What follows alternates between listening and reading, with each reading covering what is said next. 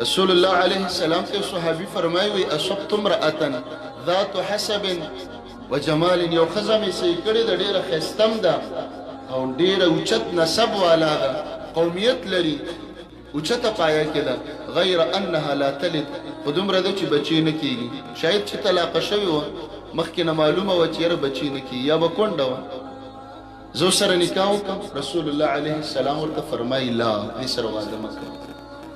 بیا دویم ځل راغی چې ښایسته ده ډېره زیاته او نسب والا ده، واده ورسره وکړم بچي نه راوړې مه کوه.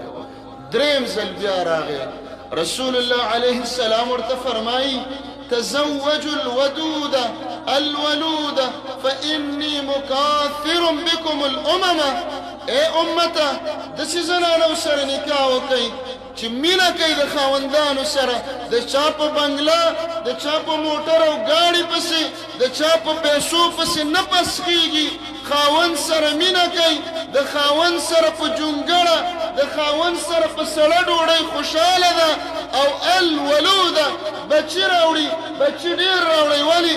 فإني مكاثر بكم الأمم، زه به د قیامت په ورځ په 1,40,000 پیغمبرانو فخر کوم چې یا الله زما د امت محمدي ډېر دی، کروڑاو دي، اربونو دي، چې څومره مسلمان ډېري په دې به د رسول الله علیه السلام شمله اوچته شي.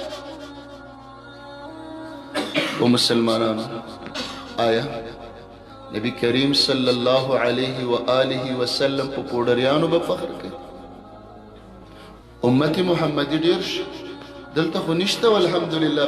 پېښور کې دي، پېښور کې جي ټي روډ ته ډکي، کارخانو پورې، پلونو لاندې ینګ نوجوانان 20 22 25 26 30 سالو نوجوانان پوډریان په ځانونو کې انجکشن ستنې نه باسي، بدنونه د سپږو نه ډک، یخنیم په سړک، ګرمي په سړک باندې، عورتونه ښکاري، کپړې په بدن نشته. دا څوک دي؟ دا زموږ ستورونه دي، دا زموږ بچي دي.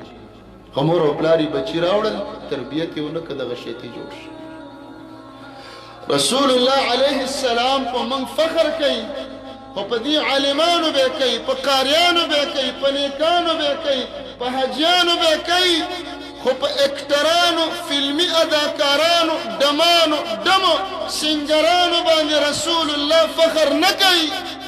امت بچی راوړي، په چا د کرکټ میدانونه آباد شو، څوک په ټیویانو کې کار کوي، څوک په فلمونو کې ډرامو ته ووتل. آیا په دې به زموږ نبی فخر کوي؟